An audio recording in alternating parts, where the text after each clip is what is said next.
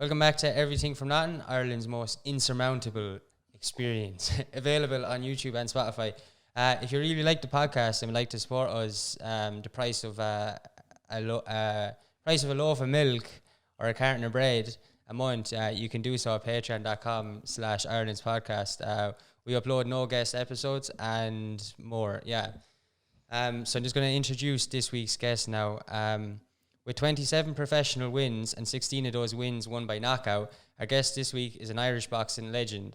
Alongside fighting in the greatest boxing arena in the world, the MGM Grand Hotel in Las Vegas, our guest also attained a degree in Oklahoma for physical education and political journalism. It's a defiant, wild and humble Oisín Gael Force Fagan. Oisín, how are you? How are you doing? All right. Good to be Good. here. That's good.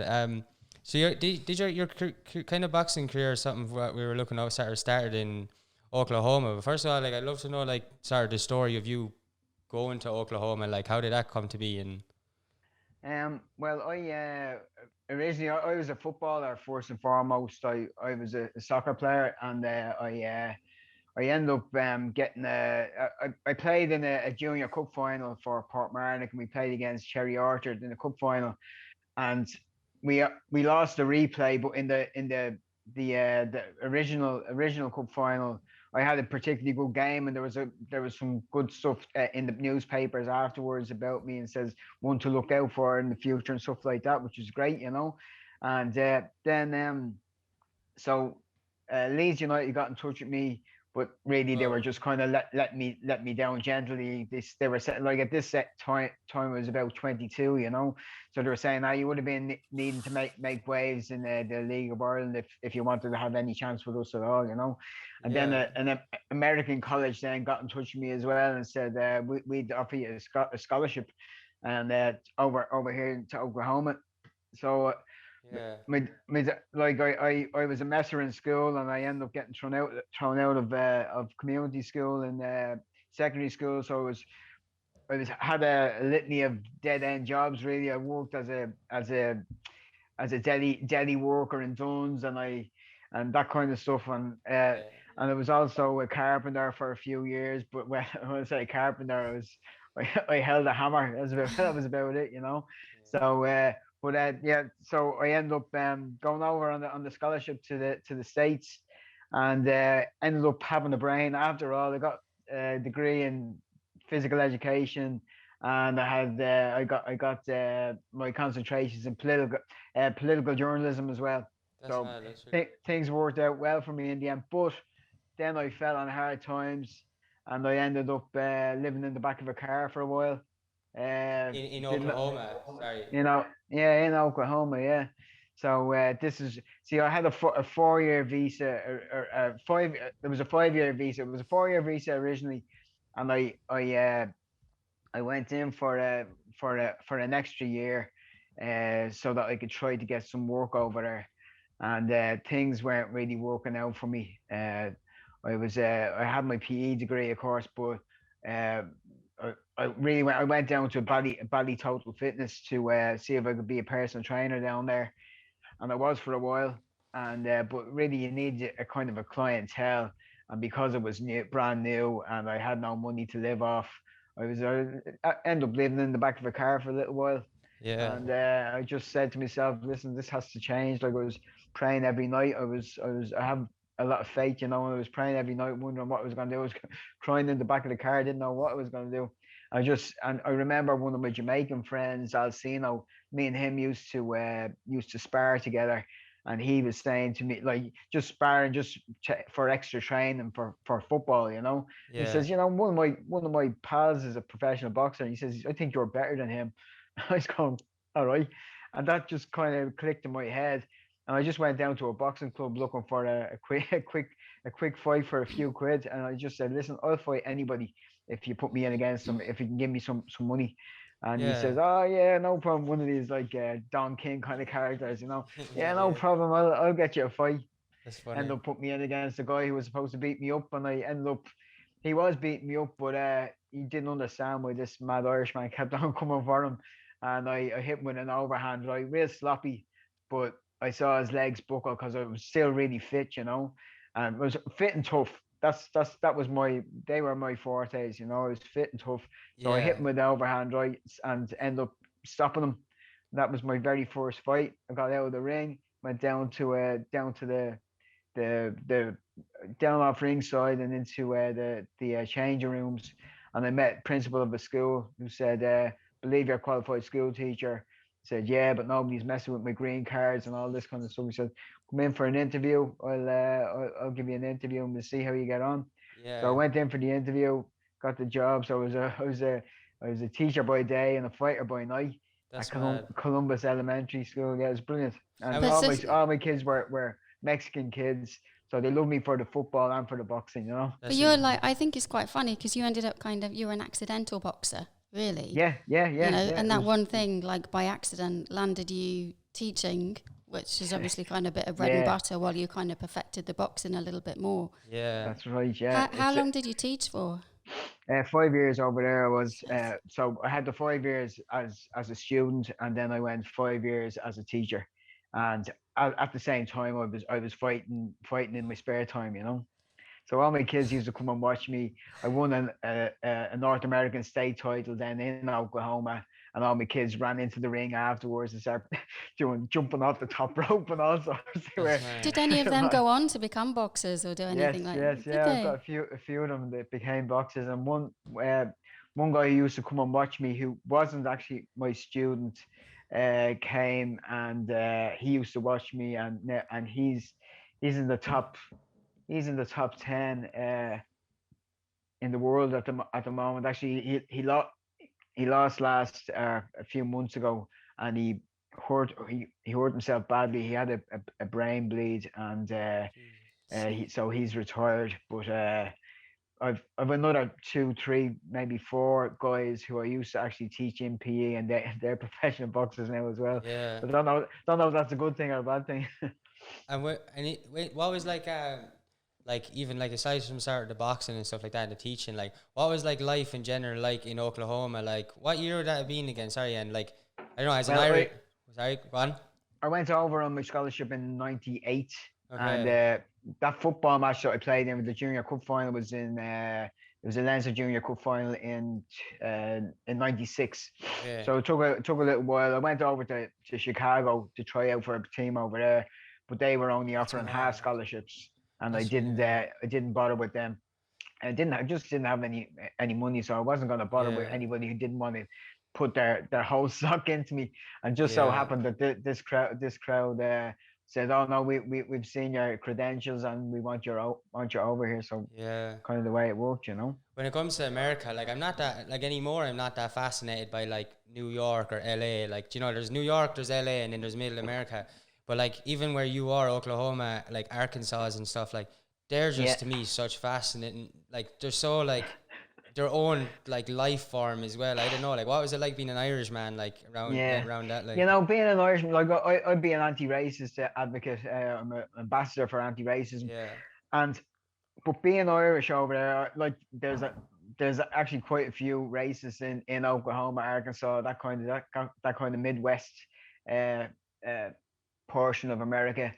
But being Irish, for some reason, I didn't get very much. I guess it was because it was white, obviously, you know. But yeah people used to think of my great grandfather was from Ireland and all this kind of stuff, you know. mm, Unfortunately, they took the bad side that was over there, and some of them became racist, which is just really weird for me. I don't understand, knowing our history, where yeah how some of our guys can be racist towards other people. that is Just don't weird. get that at all, you know, huh? Definitely not like, especially the way like there's sort of like, you know, the whole thing of essentially like some Irish people going over there, you know, not at their own will and stuff like that. There's loads of mad history and stuff involved in it. But like Yeah, as you you know, said, yeah, like given our own history, it's like why, how could you be racist? It doesn't make sense because you're not exactly in your like America isn't exactly the birthplace of Irish people. So I don't know how it is yeah, strange. And would you have yeah. witnessed? Sorry, go on. Like they were like even over here now, and it's only kind of a recent thing that you hear of a lot of racist kind of attacks over here now and stuff. And like Yeah, you might hear somebody in the pub saying oh yeah, the lads, they don't speak the language. If they don't speak the language, don't speak to them. So what? Yeah, So, yeah. like, do you know what? Mind your own business. Like, there's Johnny. There's Johnny, your neighbor. He speaks the language, and you haven't spoken to him in 10 years, and he's your neighbor. You know what I mean? Like, That's so. so like it's none of your business. Like they're here. They're trying to make better for their lives. Leave them alone. Give them a hand. You know. Yeah, I exactly. was always just brought up to look out for the underdog. I wanted to. But my dad was always a good man for to stick up for people who are downtrodden, or people who Yeah. are like, because of our own history, you know. Yeah, but I think like, and the thing is, like, Ireland is known as, there's a lot has changed in recently, because Ireland's always been known as, like, we're literally the saying from sort of outside the world. Ireland was given the sort of title as like the land of a million or a thousand welcomes. Can't remember if it's a Yeah. million or a thousand, but like, and it's like, yeah, Ireland has always been sort of hospitable and stuff, but like, yeah, obviously because of history, there's a lot of weird stuff, but I do think. I just think there's a massive like sort of surge of people all over the world in their own countries forgetting their like home place and what that means. Because like what it means to me to be Irish isn't to be like, oh, Irish people only, like 100%. Like, do you know, Oh, that's like the complete that opposite. it's It's horrible. I don't so understand that at all. it's I'm so actually far from. embarrassed when people come on and start saying that kind of stuff. I'm going, read a book. Yeah, Yeah, you know exactly. what I Yeah, mean? Like, yeah. read a fucking book, man. Yeah, There's like like that, and then you hear some of the lads saying that, oh, they come over here taking our jobs. Like, I was going, if a lad comes over and he doesn't have the language and he takes your job, then you're fucking shit. yeah, You know what I mean? Like, where you with that? yeah. That's funny. Jesus, That's so man. true. Like, yeah, that's so true. Like, how, Yeah. that's on you if someone's taking your job. Yeah, Like, no doubts. Like, that's oh, funny. they drive me mad. Like, to the point that I get really angry. But I'm pretty easygoing guy, but there's 4 or 5 things that really push me buttons, and that that'll be one of them. Yeah, Yeah, it's yeah, I mad. don't like it. Yeah. And in Oklahoma itself, would you have seen much racism? Like not even from Irish people, but just like, you know, because Oklahoma is one of those kind of places in the past that, well, I don't know if it still is or whatever. I'm not too well versed in that, so I can't say. But like, would you have experienced much of it yourself, or seen, or had anyone, like any Americans that be racist towards you, even like, or yeah, There was times, particularly like we had about 13 or 14 different nationalities on my football team. So obviously when I was on my football scholarship, and then so we'd go out to the clubs or whatever, and I'd be with my Jamaican pals or with my Kenyan pals or whatever, and I'd be stopped at the door, and a lot of the times they'd be looking for ID off me because I was quite young, looking for my age, you know, and mm, and then they'd say, "Who? What have we got here? Like a paddy and and then they'd say the N word, and I'd be here going, what?" Jesus, So I end up getting into a couple of rows over there, trying to protect me black pals. You know what I mean? Like, so, yeah, there, yeah, I got into maybe 4 or 5 good old scraps over that, you know. But yeah. like it was always just to I just wouldn't let anybody away with that kind of stuff, you know. I just think it's a horrible thing, you know. Yeah, it's crazy. Did you find this kind of dilemma that like that I don't know, I went to Mississippi, college in Mississippi, which would be kind of similar Yeah. down at Starkville, and Ah, I thought the people were really warm and really nice, you know what I mean? yeah. But then I would hear things like that, and I was kind of conflicted, as in I wanted to rip the head off them, but then Yeah, I understand. they were such nice people as well. So Yeah, I really get that. Like, and particularly with the evangelists, like they yeah, are really, really nice. They're really, really nice and really friendly people, yeah, yeah, and they try to bring you to church and all this kind of stuff, and that's fine. That's yeah, all okay. But then I find that when you don't really want to, it's not that you don't want to go to church, but yeah, you don't want to convert, yeah, basically.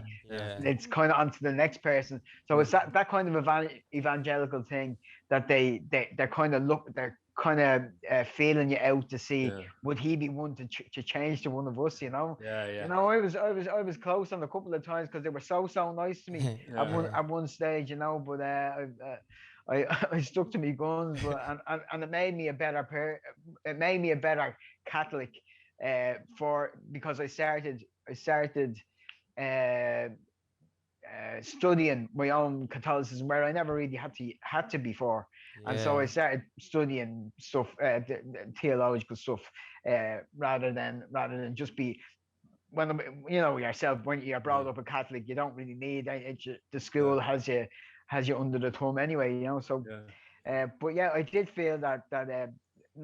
Listen, I've never met such really nice people in my life, like such really good people. But as I was saying to the lads, it could have been also because I was white as well, you know. But yeah, I have seen racism at firsthand as well, you know. Yeah, and you have this thing that they're so nice, you nearly want to join them, and then you see that, and it ruins it, doesn't it? Yes. I used to sit down at dinners with them, and I couldn't understand why they were so nice. Yeah. And then there's just little things. The more you stayed with them, oh, this black guy did this, and this Mexican did this. And I'm going, oh, hold on a minute now. You came so close to turning me over there, and then just that little. Little part there that messed you up. So yeah, it's there's definitely it's an inherent thing. It's a strange one, all right. Yeah. The other thing as well is I noticed, like, so they used to say, so you kind of challenge them a little bit, and then they'd say, oh, you don't understand, like they're not like the rest of us or whatever. They're not like, and you'd be going, no, but you could clearly say how racist that was. But what it really did was when I got back home is made me think how we view the traveling community, like. Yeah. It's absolutely terrible, you know. It is. You're right. Yeah, dead right. See, that there's still like even people who wouldn't be particularly racist towards a black person or to an immigrant or whatever. There's always still an Irish bias against travelers as well. You know? So it's a big deal. Like, so you might meet somebody who's I'm not racist, not racist, and then they'll give you a little bit of but your man paddy down the road in the trailer, you know what I mean? Like, that's it's insane. You know that's such a good example of it as well, of like sort of unnoticed sort of racism, because I know like a lot of America, like because of recent times, have started waking up to that. Like they thought, like, you know, before like all the stuff that went on in America last year, that like that they had lost a lot of racism, but like last year, like they like collectively looked at themselves for all that small stuff, and like that's a really good example of what still lives in Ireland. Like I've heard people a lot say that exact same sort of thing, like, you know, that they're not racist, they did that, and they'll say things even to the extent of like everyone's just themselves, and like people are so far in it, but then at the same time will say, like, make a remark like and say, oh, them out the road, because like where I'm from, we have just out the road, like a lot of travellers in my home estate, like travelling community, and then out the road there's like a bridge full of them and stuff, and they're the nicest people. They keep to themselves, they don't do anything to anyone, but like people will refer to them as them out the road, and it's just like, and they'll say things as well, and it's just ridiculous. Like and that's racist in itself, just saying them out the road, because they're not they're trying to separate them, like that's saying it. them like is in the other that's folk, like, that's a division in itself, isn't it? Oh, it's mental. Like Oisín, I wanted to ask you, just you said about studying kind of Catholicism, you went and read a little bit about that, and like, you know, you said that you didn't realize you had a brain basically until you went out to Oklahoma and studied and stuff. What was the difference for you? Because if you were a messer in school and that wasn't your thing, and then suddenly you go and pull out of the bag like a fucking degree, and then you go and study your religion around that. Like, what was the difference for you there? Now, the religion stuff wasn't. It wasn't. I know it wasn't like formalized or anything. It wasn't organized exactly. Yeah, but that's that's even more kind of impressive when you go off and kind of do it on your own motivation, you know. But to get the degree in what you got that in as well, like, you know, and then that, what was the difference for you that you found you had the brain and you wanted to use it? Well, I just thought it was my last. I ended up doing my leaving cert, didn't do well in my leaving cert because I just didn't have that. I wasn't in school for that whole year, for about half of that year, and because I'd been thrown out. And then I just kind of, like, as I was saying earlier on, I had a few dead end jobs. I went to the carpentry, went on the apprenticeship for the carpentry, wasn't good at that. Plenty of stories about that as well. And then went to Dunn's, was a kind of an apprentice butcher. It was more of a delicatessen thing. And how was that? And that was fine. What? How was that to work in? that was actually I really enjoyed that job. It was in the Dunn stores, like it was a Dunn stores, but we were kind of under the main butcher, Yeah. and so we were delicatessen workers, but there was a main butcher there, and he'd be showing us the ropes, and it was fine. Like I suppose I'm not squeamish. I'm a little bit squeamish when it comes. Funny enough, after me being a boxer and all that, I'm a little bit squeamish when it comes to cutting up like carcasses and stuff like that. But not. I'm not really bad. But that was great. I enjoyed that job, but it was kind of just a basic level job, you know. So and then when I got the word of a scholarship, I just said to myself, oh, listen, this is a brand new slate. I was 24 when I went over to the States, like, so I was 24 years old, and I was 30 by the time I graduated and fell on me hard times and got back into things again. So it took me a while to grow up, and in fairness, it wasn't even grown up at that stage either. I'm not sure if I'm grown up now yet, and I'm 47. That's funny. And you, when you did go over to the States, like, when you were 24, so did you land in Chicago? Yes, I did land in Chicago. What was that like? Because from, the biggest city you'd seen before that Dublin, or had you traveled before? Or? Yeah, well, 2 years before that, I went to Chicago to go on the scholarship to try out for the scholarship to a place in Chicago. Yeah. And was that your first time outside the country though? That was like my going first to Chicago. Time, yeah. So what was that like? Chicago's a big city, isn't it? Yeah. It's a great time. Yeah, we had a ball. Yeah, we had there was this thing. I played in a 5-a-side game, and I did really well.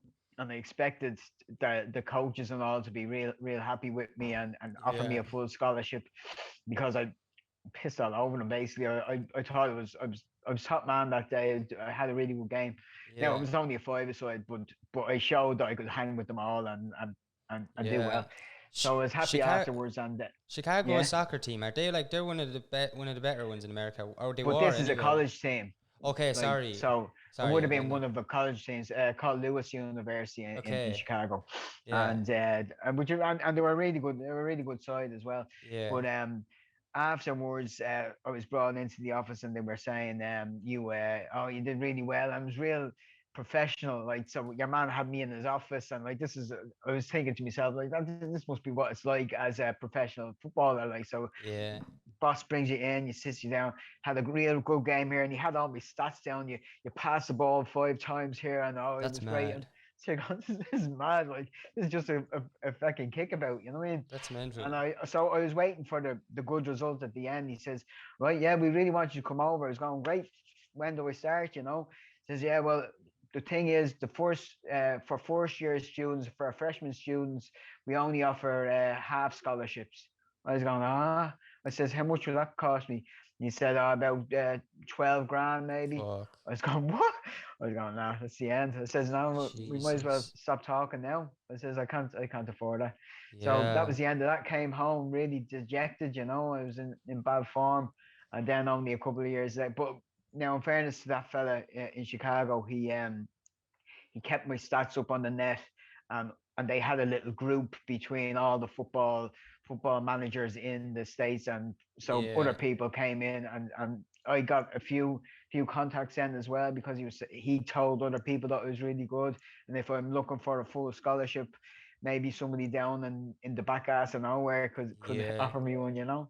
So ended up and that night actually we went back to it was called a warehouse party, and the warehouse party was as it was said in Chicago in the 90s.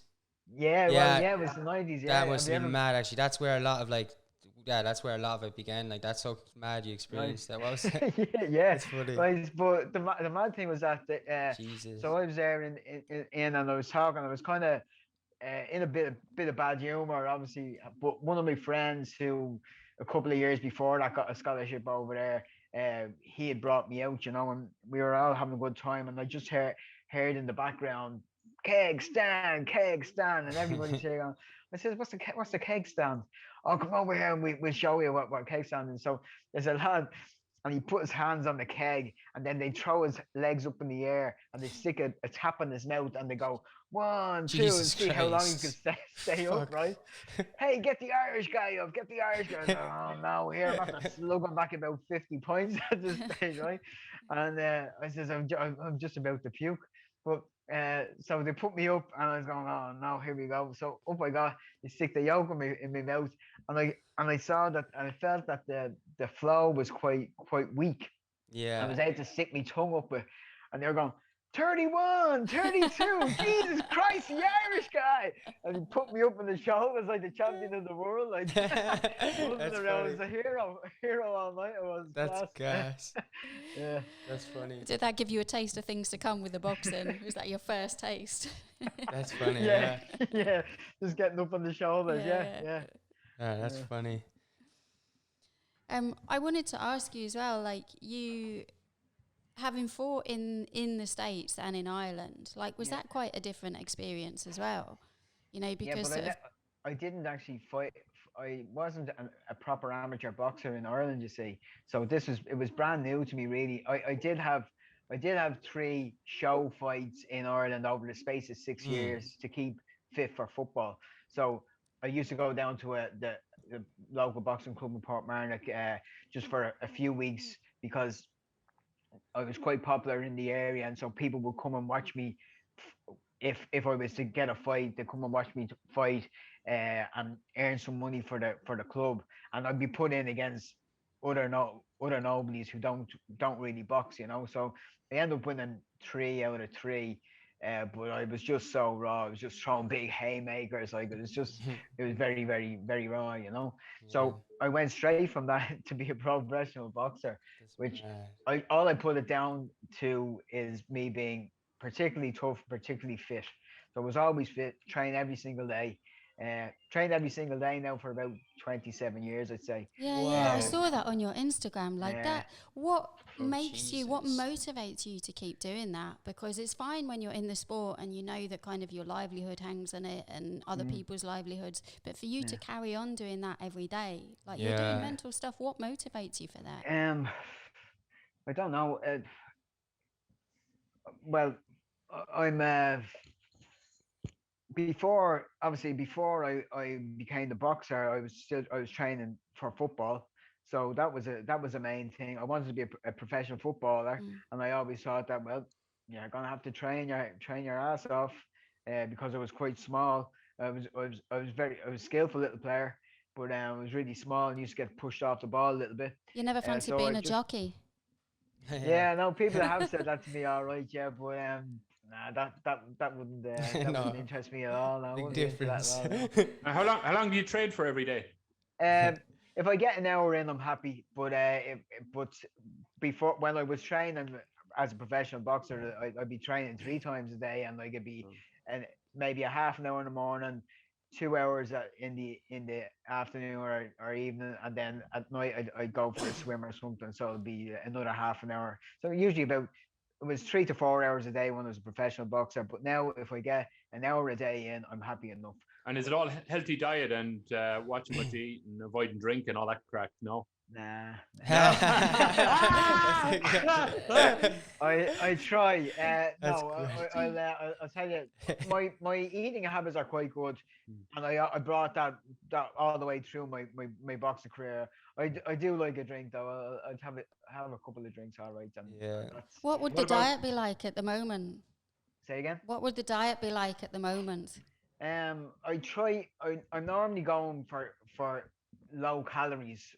So I know how many calories will keep me maintained at the Yeah. weight I'm at the same weight now as I was when I was 28 Jesus. years ago. Like, you mean, so I'm about 10 stone 2 now. Before the pandemic, I was about 10 stone 5 or 7. 10 stone 7 was always what I just hung around at. And then if I had a fight, then it'd be usually a 10 stone or 9 stone 9, which was lightweight or light welterweight. And so that was easy enough to. I just wouldn't have to eat for a day, and then I'd be back down that, you know. So And how many calories is it to keep that? About 2,400 calories is what I wouldn't like to go over. I try to keep my calories at 2,000 a day, but and then of course I'm burning probably 1,000 calories with me training a day as well, you know. But because I like a few drinks as well, that like drink like a couple of pints, like there's about 200 calories in a pint, you know. So it's Yeah. you can't go too mad in the points regardless. I do like to have a point, but even at that, it's in my mind. Okay, that I'm past my calorie intake there, so I just kind of You don't follow Sully's diet of kebabs. Do you watch that? No. Good old Sully, yeah. I don't follow that one now. No, seems to be working for him. He's going well on it, you know. Yeah, sure. Mama never raised a quitter, right? That's so exactly it. Yeah. But it is so like he'll keep it going, yeah. Like it's so like it's like people. I think people who've actually experienced like being like a professional athlete like yourself and stuff, and you probably like learn so much about other athletes' diets and stuff that you can probably see yourself that there is genuinely no right or wrong, like how different it is for every single person. Like there's probably like that probably would have scared some American fighters, or like the Irish guys drinking like only so far away from the fight or whatever. Like it's just like, how does he do it? Because no, in fairness, though, just to stop you there. Yeah. If I got a word of a fight, you would. I wouldn't drink. That's at fair. all. Yeah. Of So course. it's usually six.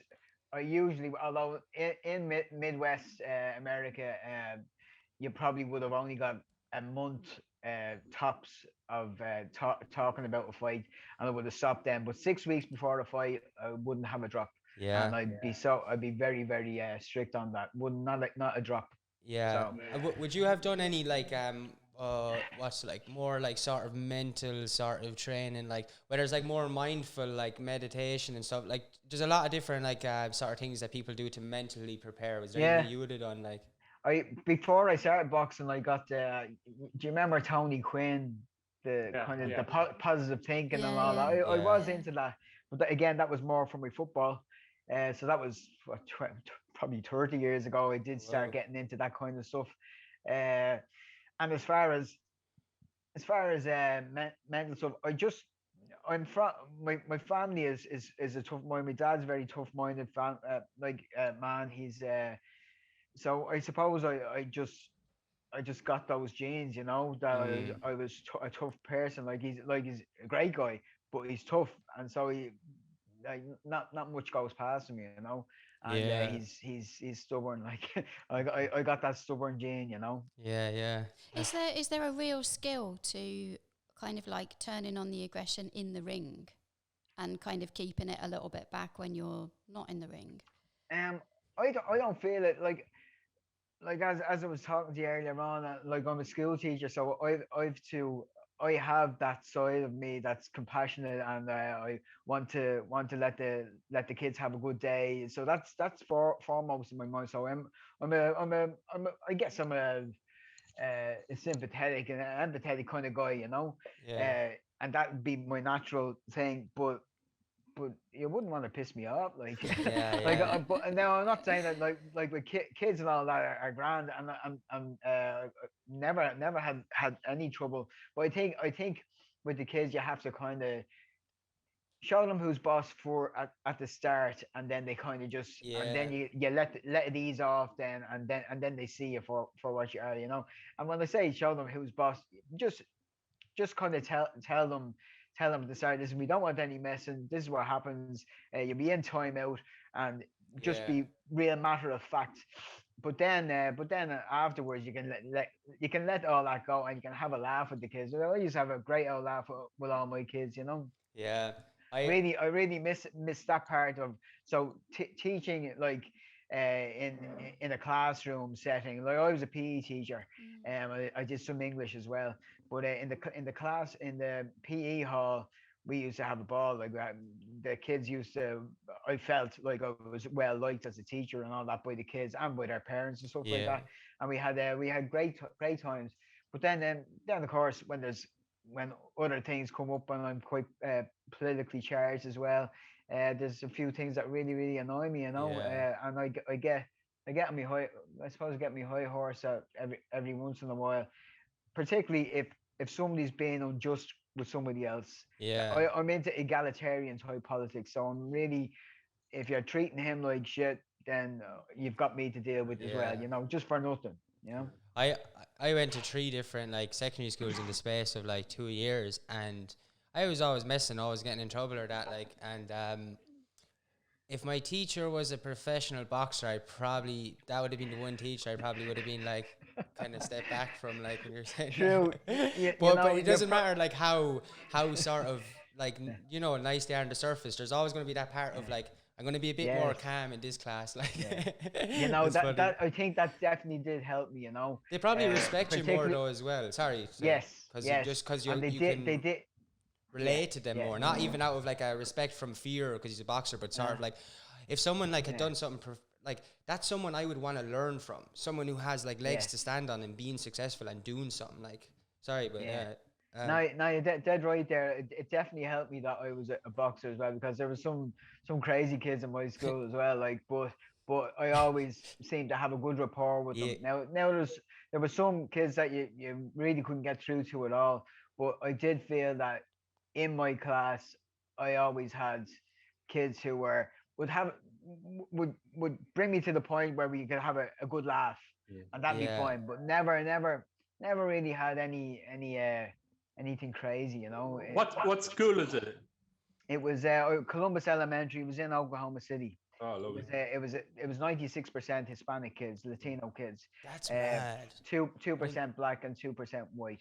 So I was a great old school, and I was just saying that like Irish and Mexicans were really similar, you know. We liked our fighting, we liked our drinking, we liked our football, you know. So food's a bit different, but that's about it. Like, what? Food's a bit different. There's a bit they don't bacon and cabbage true, and burritos, but that's about it. Like, correct, yeah. Maybe make a bacon cabbage burrito. That could be a integration of the cultures. You can try that for you. Funny. Like, you wouldn't fancy teaching in an Irish secondary school these days, would you? You know, when I came back, so I'm back about 12 years now, and this is how I got this job. But I'm back about 12 years now, and for the first couple of years, I was applying for jobs as a teacher over here, and they said no, unless you have your Irish, unless I had unless I had gone through school over here, college over here, I would have had to have done another, I think it was another year to have the Irish, and just to be on the equivalent of the Irish teachers, you know, which would have been okay. I would have been fine with it, but I just kind of thought that, listen, I'm 5 years teaching already. I don't want to go back and start doing more stuff, you know. And just in that within those few years or couple of years, I was out of work for a little while. I was out of work, and then one of a school teacher who's also into the boxing, a guy called Paddy Gallagher, he got in touch with me, and he says, listen, the IABA, who are the Irish Amateur Boxing Association, and the Dublin City Council, they collaborated, and there's 5 brand new jobs on the market now. They're looking for development officers, and it seems like it'd be really just down your alley. Like, he says, you've got your teaching, and you'd be basically doing being a PE teacher with boxing as your sole thing. Is going, made for it, you know. So end up going for the interview and doing well in the interview, and got the job, you know. So myself and Michael Carruth, Paul Quinn, Noel Burke, and Ed Griffin, we're the 5 boxing development officers for the Dublin City Council, IABA, and I'm in charge of the Northwest Dublin, which is Finglas and Ballymun, Santry and Whitehall. And so I have all those schools in there. Carruth has Ringsend, Irishtown that way. I think Noel's out in Coolock. Ed is, where is Ed's the Liberties, and Paul is North Inner City, Ballybuck and Summerhill and all that. So we have all these great schools, and everybody just talks us up all the time. We have a great time. And what's the objective, like, to get more and more people boxing, or to bring up the standard? Is taking part? well, being a development officer in boxing, but the boxing part is probably not the most important part. The development boxing is development part is that you're getting kids doing something, you know. Nice. So Yeah. so no matter what they're doing, it's better than hanging around the streets, you know. Yeah. So boxing particularly is good in disadvantaged areas. The kids do like do like a row, but Yeah. what we try to do is to obviously make them become disciplined, go to train and be Mm. involved in their training that they don't want to mess around the streets and all this kind of stuff, Yeah. you know. And I Be- always say to kids when I start in a school, I said, listen, boxing's not for everybody, but if you stick with me, if you stick by it, you'll have the discipline, like huge discipline, and it's like a script for life itself, you know. Yeah, It's the kind of discipline for the training yeah, and the training itself is for yeah, life, like that it's level for of life. physical Exactly, fitness and that yeah. commitment to something. It ticks all the boxes in every aspect. Yeah. absolutely, Yeah. absolutely. That's Like it. Yeah, you gotta. growing where I'm from as well, Thurles, like it was a massive, like I think there was at some stage recently like 3 boxing clubs in a small little town as well, but there are so many people, like the people who ended up going boxing or some of the other martial arts sports, like it was the same sort of thing, like a lot of like people who sort of were in people from my state or that, like who wouldn't have had anything else to do or would have been ignored or sort of like pushed out of the community and stuff. And yeah, like as you said, some of them who'd love a fight, like we all, like growing up in our state, like you had to love fighting, like there's just, you had to, like, but they, boxing was actually the thing, like that actually calmed them down or sort of became more fulfilled in themselves, and they probably went into it thinking like, oh, I'm going to be able to fight after this, and but like weirdly, a lot of them never ended up like using it or sort of using it as it actually helped let their aggression out in the thing, and it Exactly. just Yeah. changed them like so much, Yeah. like which you And think. like I just say to them, now when you're boxing, you use your powers for good, not for bad, right? So I said you don't want to be hearing of yous going down the street looking for a row. Do you know what I mean? The thing about boxing, and particularly, and I try to say this to the kids all the time, is that you usually walk with an air of confidence. Like, so you're kind of, when you're walking down the street, I rarely get into a row anymore because I might walk with a bit of a swagger or something. Do you know what I mean? Like, now Yeah, it's not a conscious thing for me, but I'm not afraid to walk down the street anymore. yeah. Like, I mean, and I I think that goes hand in hand with boxing in particular, and I think kids do get a lot out of that. You know. That's so interesting you said that. Like, it's really like because yeah, the same. What I was saying, like where I grew up, I don't know. There was a lot of just yeah, like you had to be like a really sort of defensive sort of kid, like if you didn't want to be the one picked on or whatever. Yeah. I definitely don't like look like it or whatever. Like, but like I'm only trying to shake it off recently. Like this ingrained thing to like if I see a crowd of young lads now, and I'm much older than them now, but it's mental. Like I still like I have this defensive thing in me. I sort of like look straight and I try and give off this I don't know, this step in it. Yeah. It's just weird. Like it's weird that you said that. Like because I think I don't know. Just trying to shake it off recently. I've only become aware of it recently. I was like, what am I like still doing? But like it's interesting you said that. Funny enough, I was out for a walk last night, and I'd be well known around my area, I suppose. Yeah. But I went out further again, and I was just walking, and there was a group of maybe six or seven guys, and they came flying by me on the bike first of all, and flying back up, and then flying, and they stopped. I was going, oh, here we go, you know. So I was looking, I was going, I just put I didn't put my head out. I tried to look at the biggest fella and just to give him a bit of a stare. Yeah, yeah. That's how I do Yeah. me stuff, you know. I was just staring at him, and he said, "Oh, how are you, Oisín? How's it going?" I was going, "Oh, how are you doing, lads? Doing all right tonight?" But it was just maybe it was just as well as that I knew them, or well, I didn't actually know them, but they obviously knew me. But it was Yeah. just as well that they did, you know. I Yeah. didn't know how I was going to handle that, you know. Usually, listen, I don't get into fights anymore, you know. But Yeah. back in the day, they'd see a smaller dude walking, and Yeah. that's if you're any type of bully, that's I'd be the one that they'd be looking for, you know. Yeah. But If you're if you're a champion boxer, does that make you a target for everybody to kind of for their ego? You know that you're the champion. I want to fight you. You know what I mean? Nah. It doesn't happen. Yeah. They don't. It's probably don't. Nah. But like, it's weird. It's probably the opposite now. Yeah. I think, you know, except unless you get so like if there's some guy, for example, a guy who's really good at MMA and he has a bit of a thing against a boxer or something like that, but and maybe initially they might have that thing. I'd show him, you know, I'd show him how to fight, whatever. But when you actually get somebody and you're one-on-one with somebody, you try to find the common place with somebody. Say, so you're training hard as well as I'm training hard, this kind of stuff, you know. So we should be on the same team because we both train hard. We're both very disciplined and like let's be friends rather than killing each other, you know. I was thinking more of a lad with a feed of drink in him that is no training at all. Oh, yeah. You know what I mean?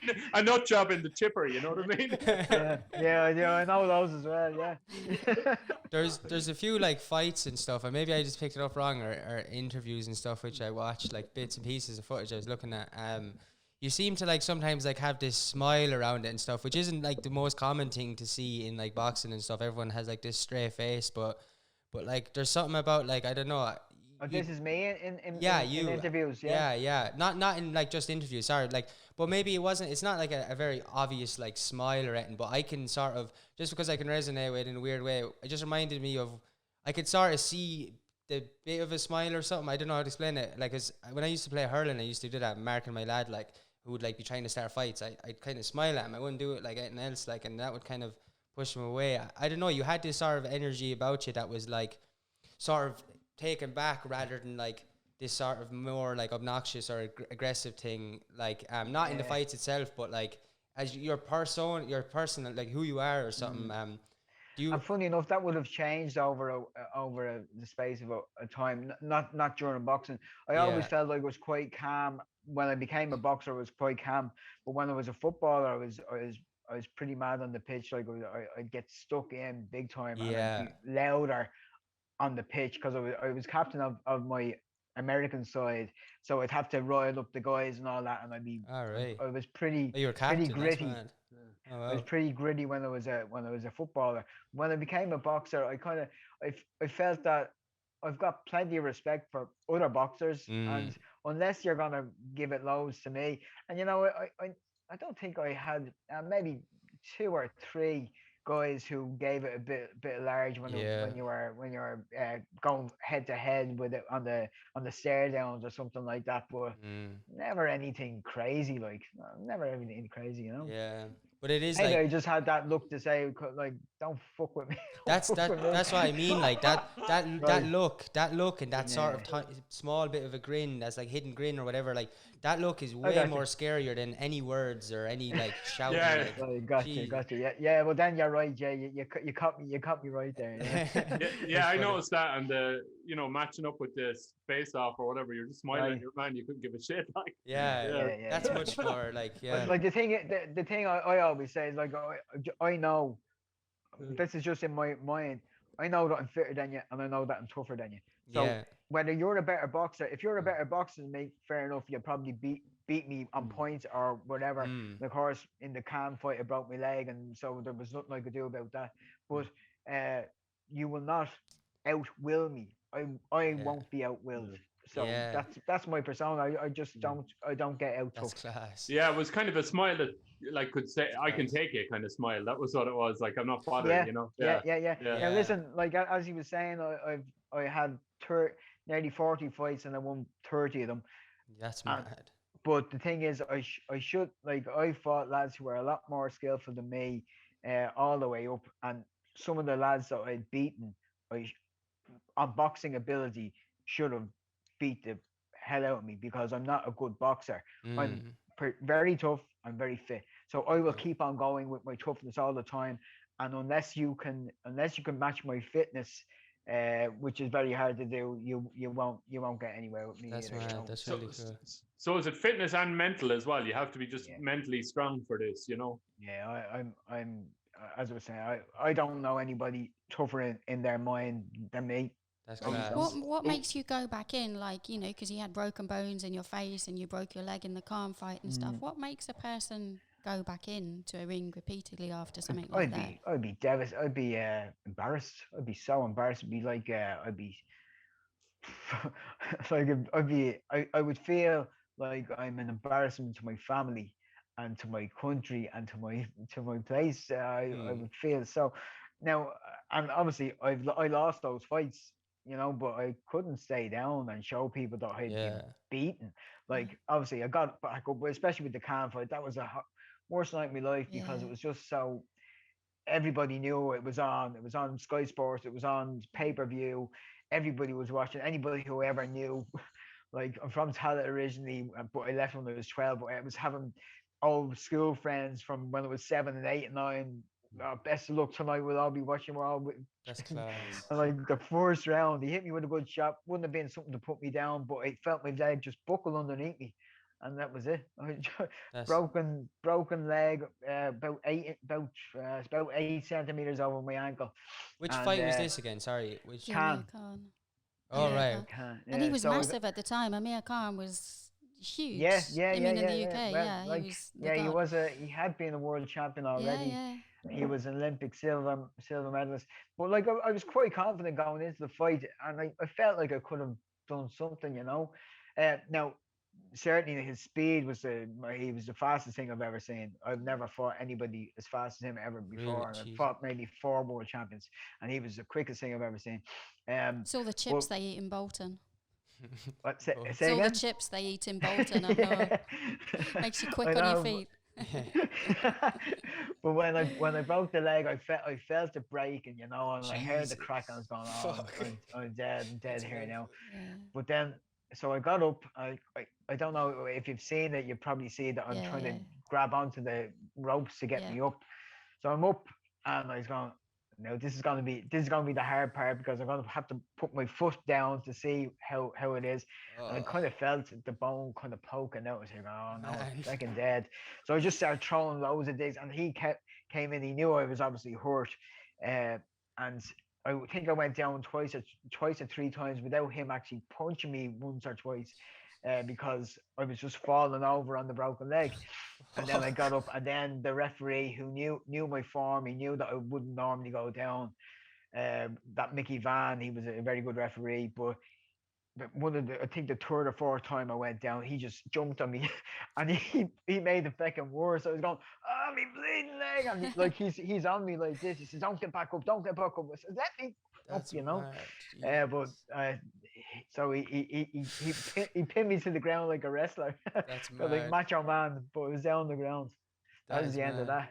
Yeah. Horrible night. I was going to talk about like your fight in Las Vegas, which is an insane fight. Like it's was it commentated by? There's a man that we actually, which is really weird that you're on. We just found it strange because there's a man that we randomly talk about. He comes up in so many conversations on our podcast, has like loads of episodes, and it's George Foreman. It was just really random because he commentated that fight, didn't he? That's right. Well, or did he?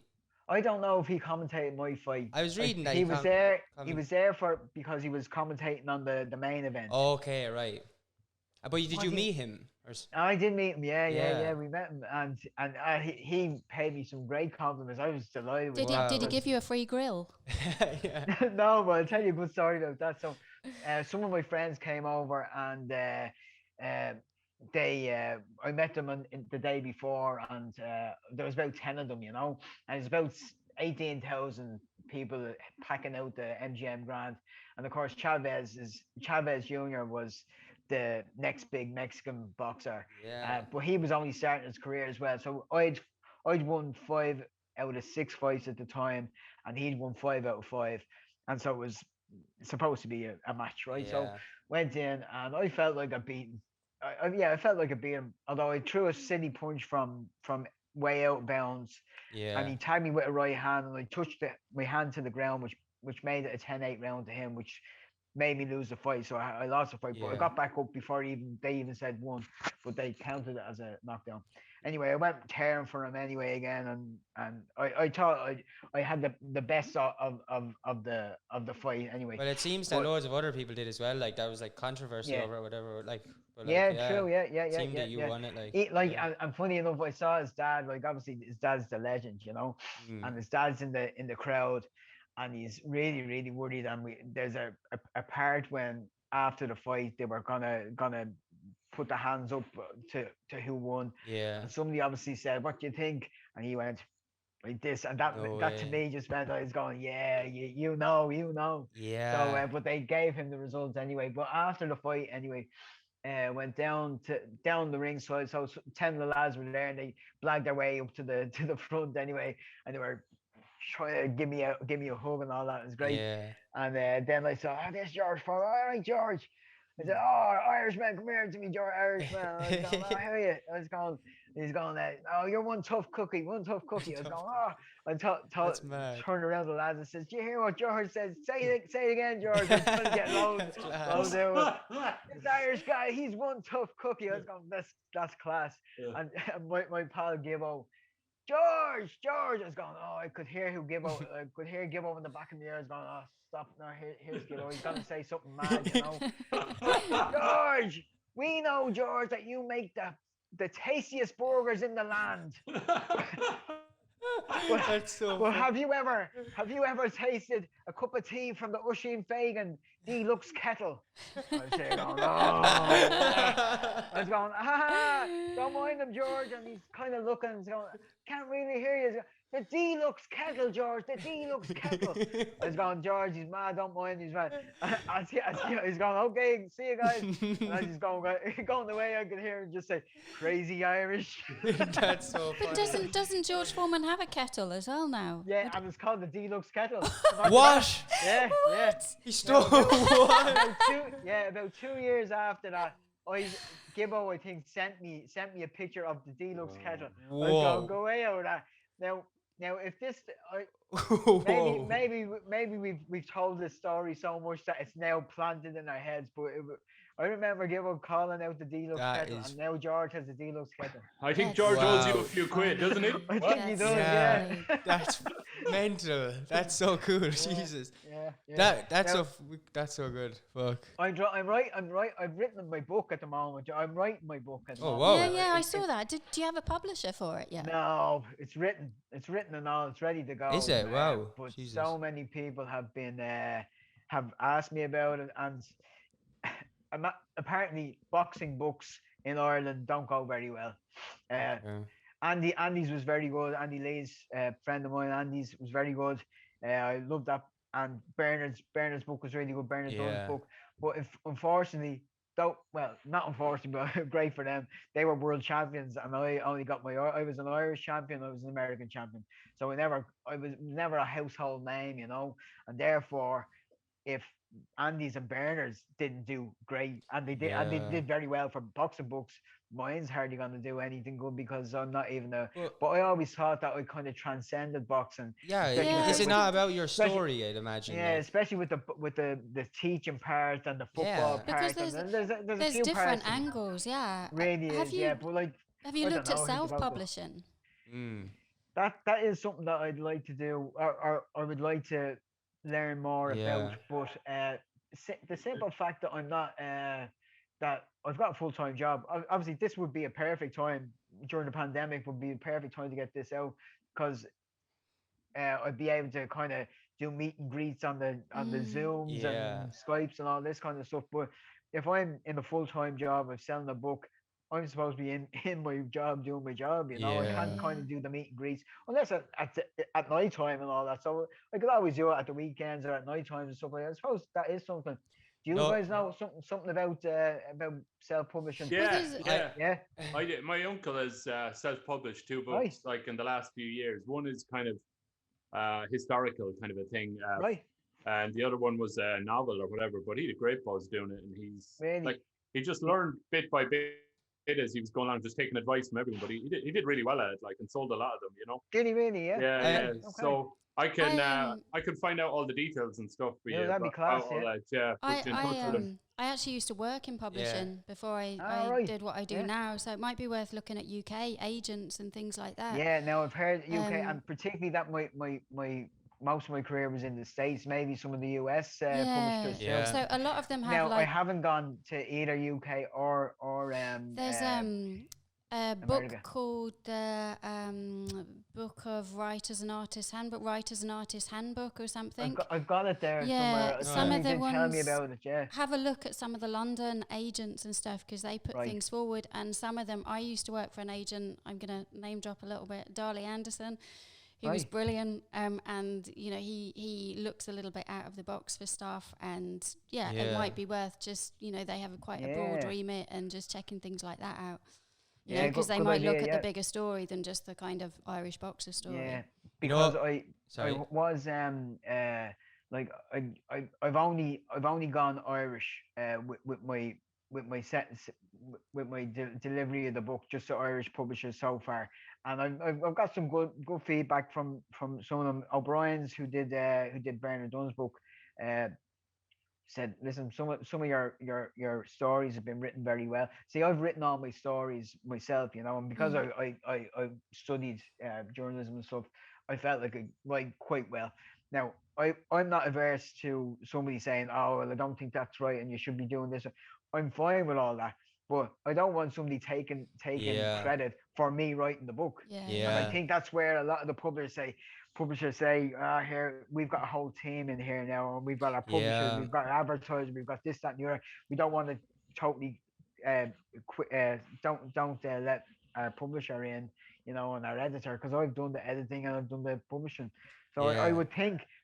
So Andy Lee said, sure, that makes you even make more money out of it. Sure, you don't need any of their publishers. Yeah, that's where self-publishing might be a better idea. What I think you could do, right, is because obviously I'd imagine like your main goal is to have it, you know, not just online, but to have people read the actual copies, because that's people who engage in books prefer the copies a lot of times. Yeah. But I wonder if you so have it put out on Amazon or something, which is a fairly handy enough thing to do, and it's not, you know, and there's no one going to take credit or anything like that. And what you can do then is get all the community people to support you, get all the local, all the boxing clubs to start this mad like free campaign to get all the boxing clubs, all the younger ones who all use TikTok, to promote your book on TikTok, and just tell them to download it, even if they don't read it. And it's not good right now, I know, but even if they don't read it, just tell them to download it. Then you get a few thousand downloads, and then you go to a publisher and say, look, this is how many people have downloaded it, and then say, can I get it printed in an actual copy? Maybe that'll work. That's a really good idea, yeah. But like, I'll talk to you all individually soon.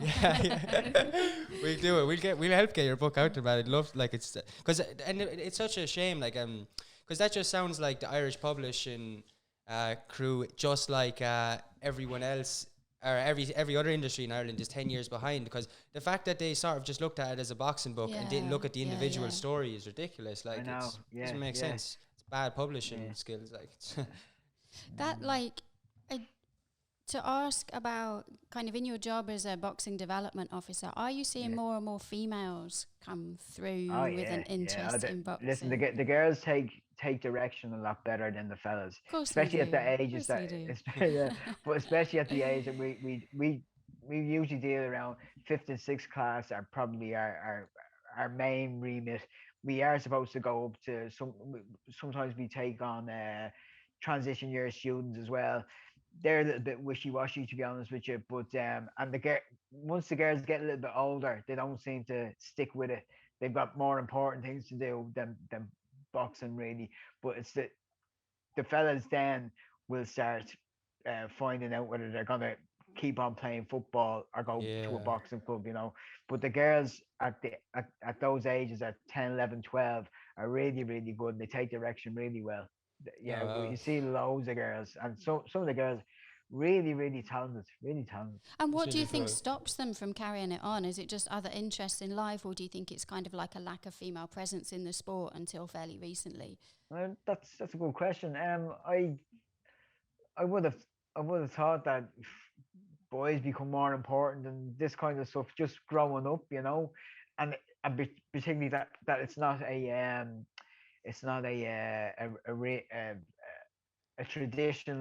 traditional female sport, and I think that might have something to do with it initially. But if you're really good at it and people are telling you that you're good at it, then I couldn't understand why they wouldn't stick at it, And emphasizing the fitness aspect of it as well, is really important, because I don't think there's enough of that offered for females. They all love the fitness part, but of course then you're getting punched in the head, and then of course you're getting marked up and that kind of stuff, So that would probably be one of the things, especially becoming a young woman and wanting to be attractive to a male or whatever. Like, it never really bothered me, but I suppose like different people, different folks, different strokes, I think as well, like, I think, and not just like male or female or whatever, I think, like as you said, like, you're getting hit in the face. A lot of people, like, the training, like the fitness of it is one of the best I like, when it comes to martial arts sports of all sorts, it's one of the best, like, but a lot of the sports, like maybe taekwondo, some of them are a little less like combative, or like, as in some of them, like, well, like the whole thing of like boxing's not a sport, like it's a fight. It's two men or two women in arena trying to hurt the other person as much as possible. It's like, I think that's the part of, like, so there's the part, like, even when you get into sparring, like sparring can even become like a bit dangerous as well. Like, so, I think there is that part for both guys and girls that sort of like go into it, like, and you know yourself, like there is that. Like sorry. Talking about that adage, you don't play boxing. Yeah, you don't play boxing. Yeah. That's exactly it. So that's like it's a sport and all, but it's a serious business, Yeah, serious business. Yeah. What about political science? What got you into that? Like, I'm a good Irish Republican, so that's always been within our family and stuff like that. So I've been I'm just always interested in egalitarian type politics. So I just want people to be equal all the way along. Yeah. Whether it's anti-racism stuff, or it's like our own communities in the north of Ireland and stuff like that, and I just find that there's some things just are right, just to be equal, and just for people to be on the level, Yeah. You studied English as well, didn't you? Yeah. Yeah. But more in the journalism, in the journalism. Yeah. Well, you still do a bit of that, yeah. I'm writing the book, so I was. It's not as if I'm studying it anymore. Like I just write.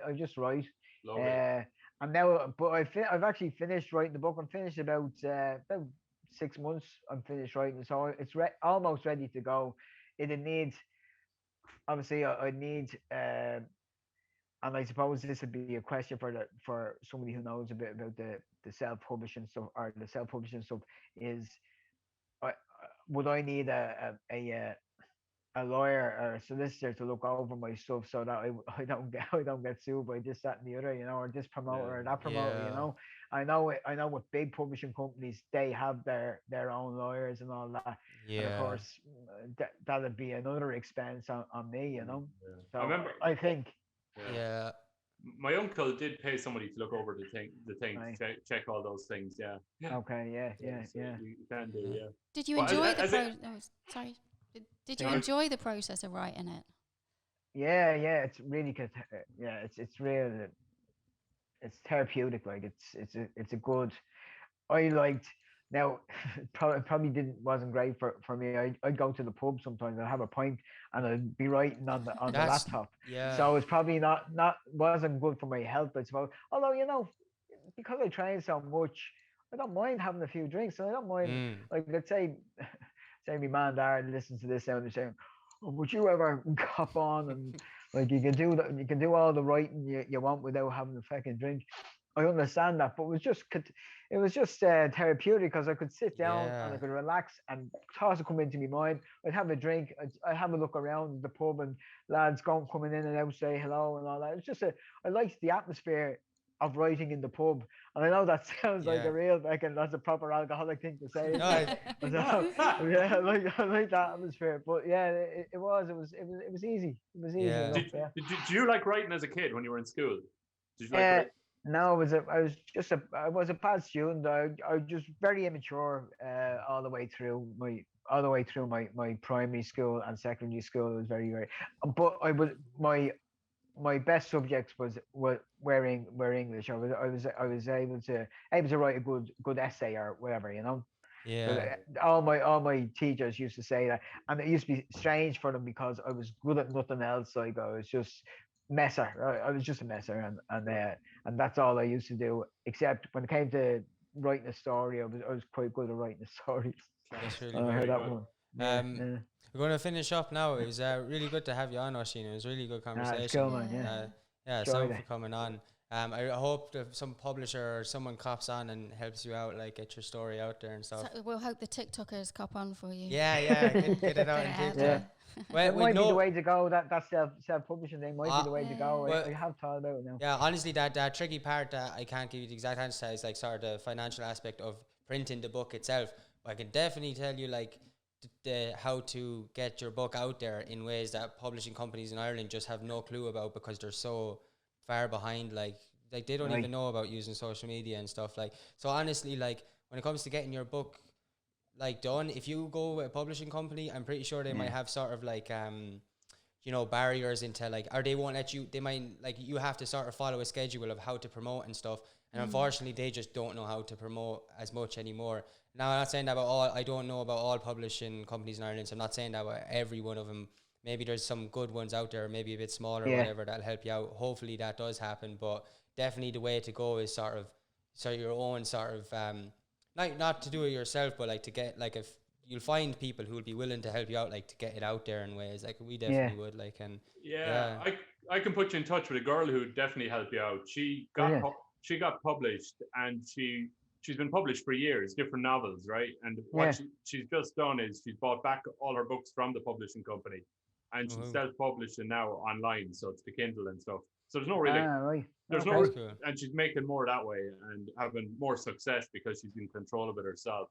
Yeah, that's it, isn't it? I think that's a big thing, is to have control of your own stuff. Definitely, you know? So she ended up buying it back off the publishing thing. So I don't know, is publishing the thing you really want? Like, you know, I think you just take control of it yourself and do what she's doing. And she's very helpful. She helped out my uncle and stuff. So really cool. she'd be willing to help out anyone that would be interested in talking to them. Sure. We'll stay in touch anyway. Thanks a million for coming on. It was really good to talk to you. I was dead. It was great meeting you all. Yeah. Good on you. And when the pandemic's over, have a few drinky poos. Exactly. Yeah. We'll have to get you down here. Because we have our own studio in Thurles, like that. We do it in person. So hopefully we get you on for another episode. You're coming down. Cool, no bother at all. Yeah, no, I enjoy that. All right. Kieran's going to challenge you to Kieran will challenge you to a quick spa. Jesus, no. I don't think so. It'd be great crack, honest. I don't think so. Crack is right. Go on, I'll see you there. God bless. That's fine. Thanks very much. Bye. That was good. Thanks a million for watching this lovely episode we had with Oisín. If you want to support us, you can do so on Patreon. Patreon.com/Ireland's podcast. You can support us the price of a loaf of milk or a carton of bread once a month, and it really goes a long way. All the money goes back into the show, so we'll show you, we'll show our Patreon members like exactly where we're spending the money and stuff. Like we're just trying to up the production and stuff. Also, if you're watching this and you don't know, you can listen to the audio only version on Spotify, and if you're from Belgium listening to it on Spotify, because all of our Spotify listeners are from Belgium, you can actually check us out on YouTube at youtube.com/everythingfromnothing. Anything else to add, Haley or Hugh? The two H's. Dun, dun. No, good crack. Yeah, it was good, wasn't it? Yeah. Bye.